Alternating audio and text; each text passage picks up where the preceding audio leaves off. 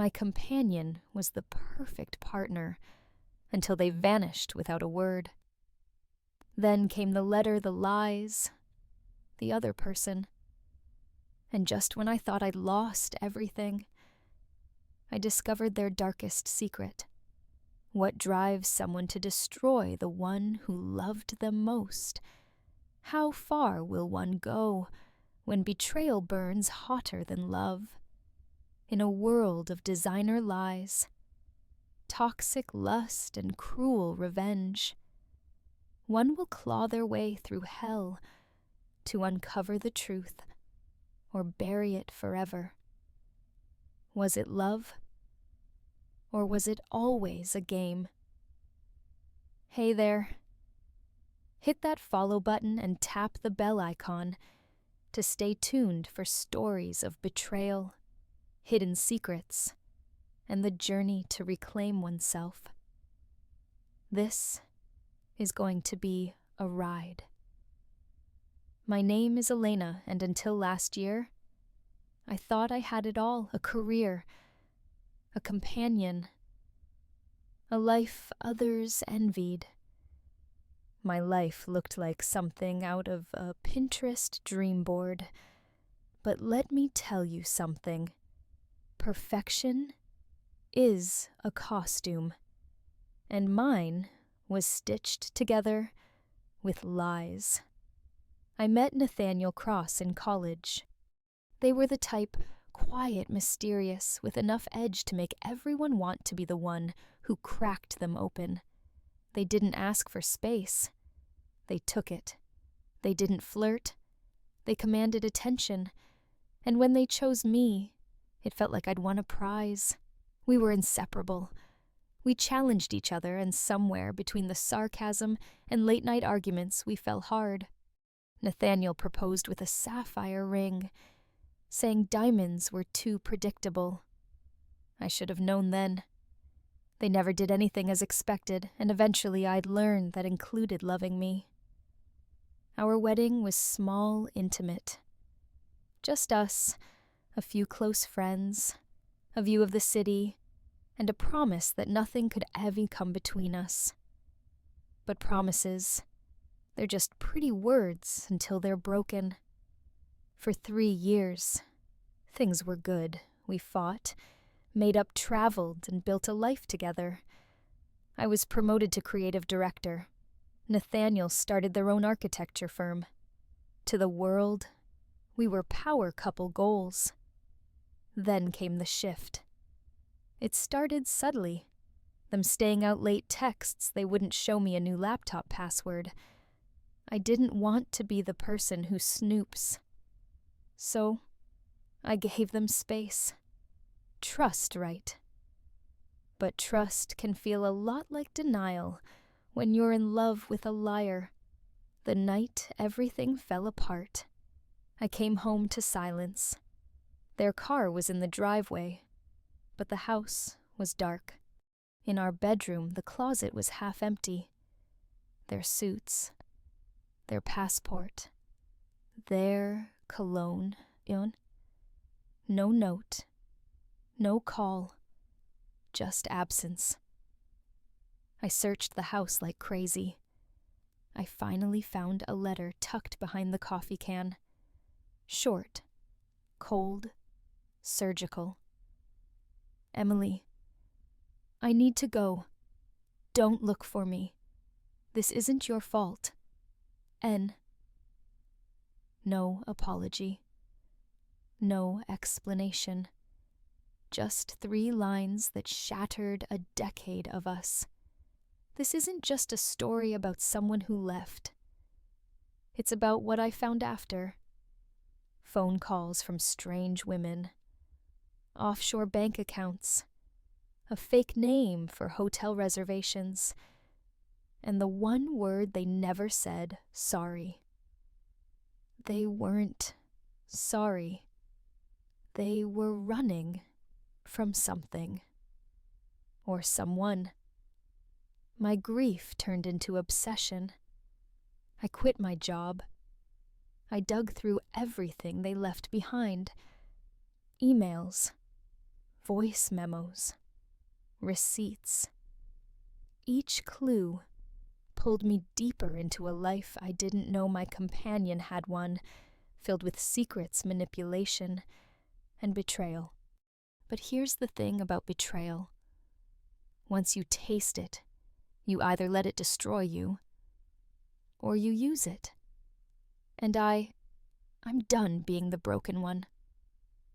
This is the story of how I became something else. Not their partner, not their victim. This is the story of how I became their worst mistake. After Nathaniel disappeared, I didn't eat for 3 days. My sadness turned into something sharper. Anger. Suspicion.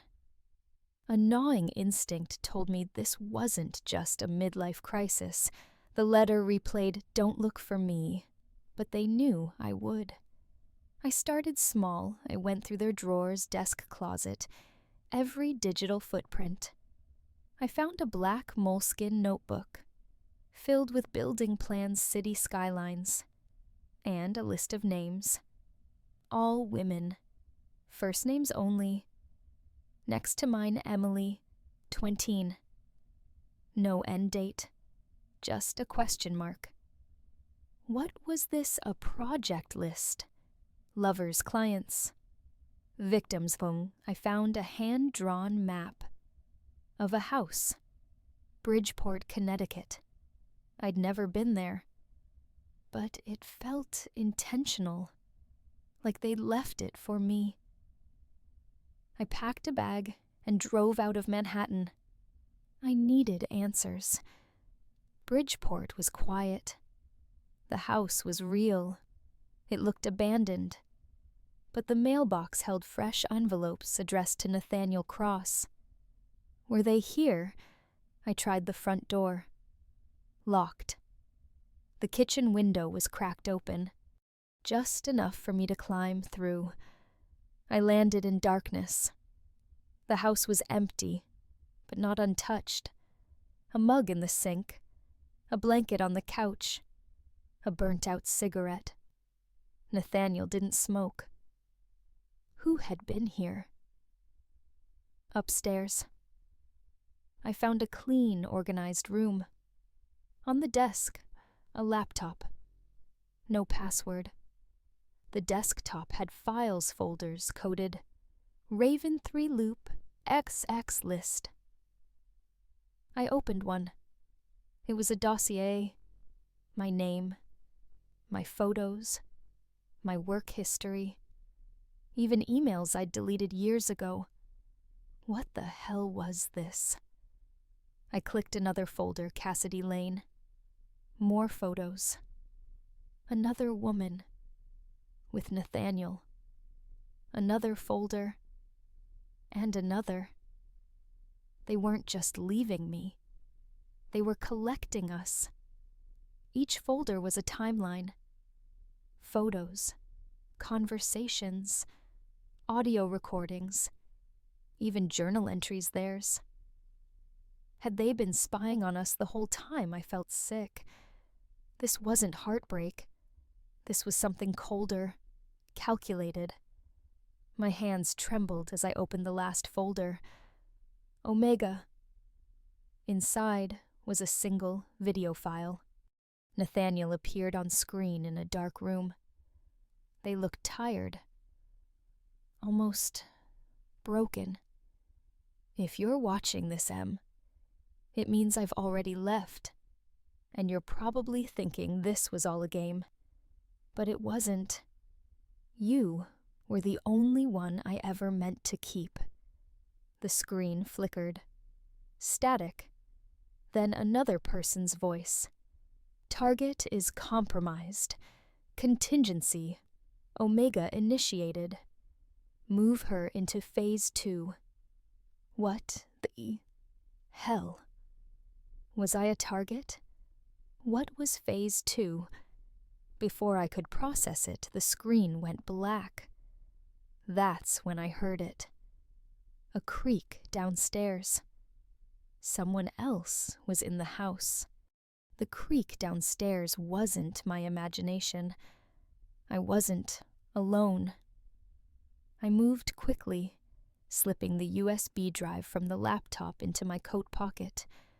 No time to erase my fingerprints. I didn't even know who they were, but something told me they were watching. I grabbed a letter opener. A voice. Male. Muffled, but firm. She's here. Upstairs. I couldn't go down.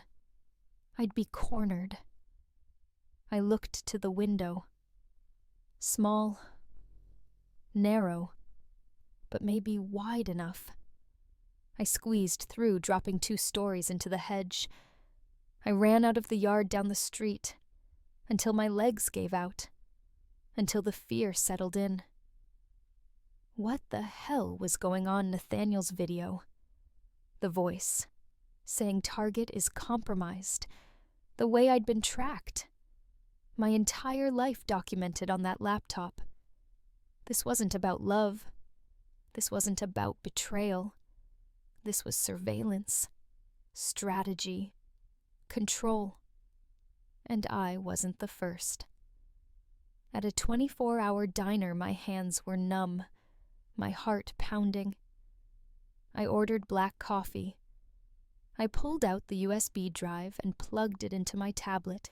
Files popped up instantly. Thousands of them. Photos, audio, surveillance logs. But what chilled me most were the profiles, each labeled with a code name, linked to a woman, a target. Raven 1, 2, 3. Emily Cross. Me. My stomach turned. I clicked into the Raven 3 folder. Notes. Initial contact. 2014. Approach via literary interests. Psychological profile. Independent skeptical. High emotional intelligence. Objective, long-term trust, integration. Risk level elevated. Compromise status. Pending. What the hell? Trust integration. Compromise status. Was I being tested, conditioned? I scrolled further. Audio logs. Nathaniel's voice. Subject continues to resist vulnerability, not responding to standard tactics. Initiating phase 2, emotional destabilization. I gasped. They weren't loving me. They were studying me, breaking me down like I was part of a psychological experiment, or worse, a target in some covert operation. Then I saw it. A locked folder labeled Circe, password protected. I tried everything. Nothing worked. Whatever Circe was, it was important, hidden, central to all of this. I felt like screaming. I'd walked into a trap. And the worst part, I didn't know who to trust. I needed help. I thought of the only person who might believe me, who knew Nathaniel before I did Clara Benson. Their former partner. Nathaniel always called her unstable, not well. But now, I wondered, was that the truth? Or just the cover story I found a law office in Philadelphia, where she worked? I didn't call. I didn't email. I got in my car and drove. 6 hours and 3 panic attacks later, I was in her office. Clara looked tired, but sharp. "Emily," she asked. "I know this is sudden." I interrupted, "But I think I'm in danger, and I think Nathaniel isn't who we thought they were." I opened my tablet, showed her the files. The names, the video. Her face drained of color. "Oh my God," she whispered. "They're still doing it." Still doing what Clara poured herself a glass of water. Her hands trembled. Then she told me everything. 10 years ago, Nathaniel was recruited into a private behavioral research firm. Not government. Private. Off the grid. Their focus was emotional manipulation. They were one of their best agents. They called them gardeners, because they didn't attack. They planted seeds, and waited. Clara had been one of their early studies. They left her suddenly just like me. When she started asking questions, they came after her too. Silenced her, discredited her. But she kept digging. She found 2 more women, same patterns, same scars. And then she vanished, went off the grid for 2 years. "I should have warned you," she whispered. "I thought they'd stopped." I looked at her. "Do you know what Circe is?" Her eyes widened. Then she nodded. "It's the final phase." I swallowed. Of what Clara looked me dead in the eyes. Transformation. Once a subject reaches Circe, they're either recruited or destroyed. Clara's words kept ringing in my ears. Once a subject reaches Circe, they're either recruited or destroyed. I stared at her, waiting for an explanation, but her silence said enough. This wasn't fiction. This was real. And now I was at the end game. Circe, named after the sorceress who turned men into pigs. Ironically fitting. "So, what do I do?"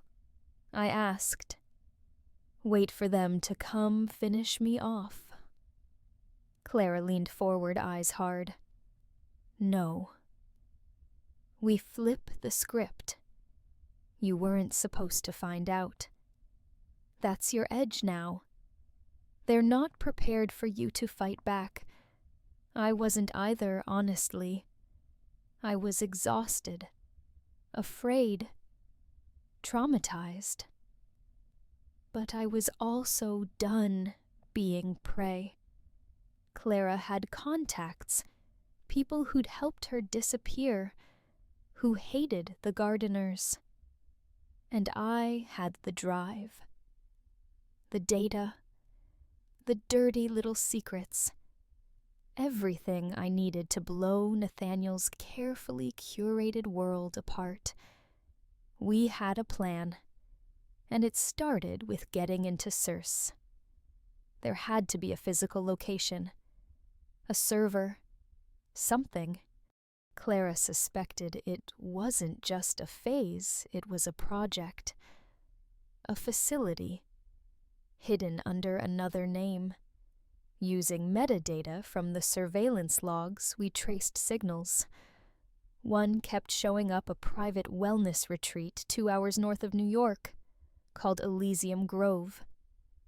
Sounded like a yoga cult. Probably wasn't. I went undercover as a client. Clara created an alias. Elena Cross. Wealthy, disillusioned tech consultant seeking mental clarity. Perfect target. The place was eerily pristine. Quiet. Too quiet. No cell signal. No clocks. Everyone smiling like they'd been lobotomized. And in the center of it all, Nathaniel. They hadn't seen me yet. But I saw them. They looked different, colder, leaner, like they'd shed the final layer of humanity. I stayed low for 2 days, pretending to go along with the program, but I was watching, listening, and eventually I found what I needed: a restricted wing beneath the spa. I slipped in. During a thunderstorm, security was lax. But what I found made my blood run cold. Rows of screens, monitoring rooms, biofeedback data, video archives. Each room had a name, a subject. Raven 1, 2, 3. Up to Raven 9, they were still running experiments, and worse, using AI-assisted emotional tracking.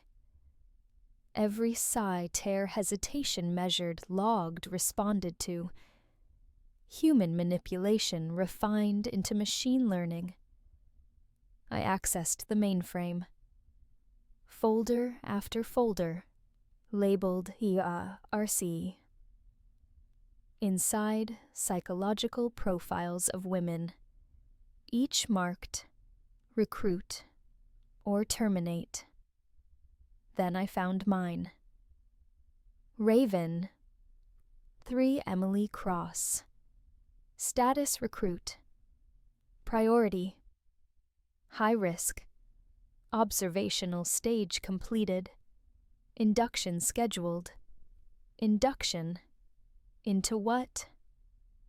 And then I found the kicker. A video file. Unmarked. I clicked it. Nathaniel stood in front of the camera. She's perfect. Just the right amount of damage. Enough self-awareness to question, but not enough to run. She'll break eventually. They always do. And then they smiled. That same crooked smile they used when they kissed my shoulder. I snapped. I copied everything. The files, the names, the videos, and I triggered the backup failsafe Clara had helped me code: a full data dump to every major news outlet, anonymous activist forums, and regulatory bodies. If I went down, the whole operation went with me. I turned to leave, but Nathaniel was there, blocking the exit. Their face changed when they saw me. Shock, then amusement. "Emily," they said, "you shouldn't be here." I held up the flash drive. "I know what you are." They smirked. "No, you don't. You only think you do. But you never saw the whole board." "Then show me," I dared. Their eyes flicked to the side. 2 guards appeared. But before they reached me, the building went dark, power outage numb. Clara. Seconds later, alarms blared. Backup systems failed. Emergency lights flickered and screens burst into static. "You underestimated me," I said quietly. Nathaniel lunged. I ducked, drove my knee into their ribs, and ran. Clara was waiting outside in a stolen maintenance van. We sped away into the night. By morning, Elysium Grove was trending worldwide. Whistleblower leaks. Video evidence. Victim statements pouring in. The gardeners were exposed. Nathaniel's photo plastered across every screen as the architect of emotional warfare. And me? I disappeared. Emily Cross died that day. Elena Cross took her place. But not before I left a little gift in the final video I released. You thought love was your tool. But love isn't weakness. Love is power. And when you turn it into a weapon, don't be surprised when it explodes in your face. Nathaniel was arrested a week later. But prison wasn't karma enough. Karma was this. Now they were the experiment. Trapped. Watched. Studied. By the very world they once thought they controlled. And me, I watch from the shadows. Not for revenge. Not for closure. But to make sure none of them rise again. Because this time the gardener picked the wrong flower, and I bloomed with thorns. It took weeks to feel safe again. Even after the headlines faded, even after Nathaniel was sentenced and Circe's labs were dismantled, I still flinched at footsteps. I'd learned that paranoia isn't irrational. It's experience trying to keep you alive. Clara and I relocated quietly. She had her own scars. I had mine. But somehow, they fit together. We never talked much about what we'd done, what we'd survived. We didn't need to. Healing, I learned, wasn't about erasing the past. It was about giving it less power. I started journaling again this time for me. No experiments, no surveillance, no emotional triggers, just pages soaked with ink and honesty. The first line I wrote, I loved a person who didn't exist, but I became a person who does. I stopped chasing closure from those who hurt me, because sometimes the best revenge is not needing them to say sorry. I forgave myself, but I never forgot, because forgetting would mean letting them do it again to someone else. So I became something new. Not a victim, not even a survivor, a watcher, a guardian, a whisper in the dark, reminding others, you're not crazy, you're not broken, you're not alone. I started speaking out not publicly, but enough. Anonymous blogs, a podcast under a pseudonym, sharing stories others were too afraid to tell.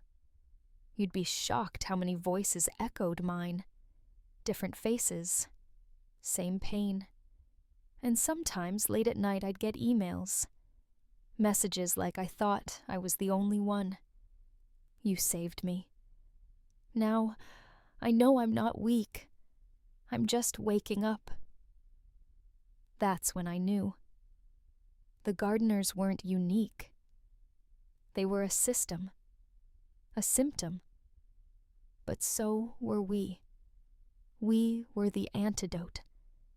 So, if you've been gaslit, played, manipulated, drained, if someone made you question your worth, your mind, your instincts, if someone twisted love into a weapon and told you pulled the trigger, I have news for you.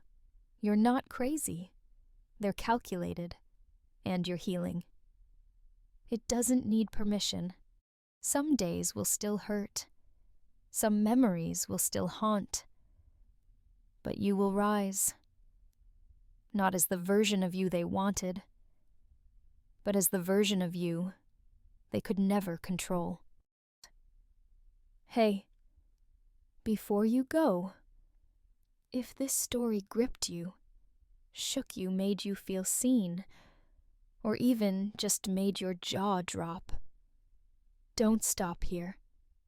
Hit follow, tap that bell icon, and join me on this channel, where I uncover stories like this. This is your safe space, your secret weapon, and your warning shot, because knowledge isn't just power, it's protection.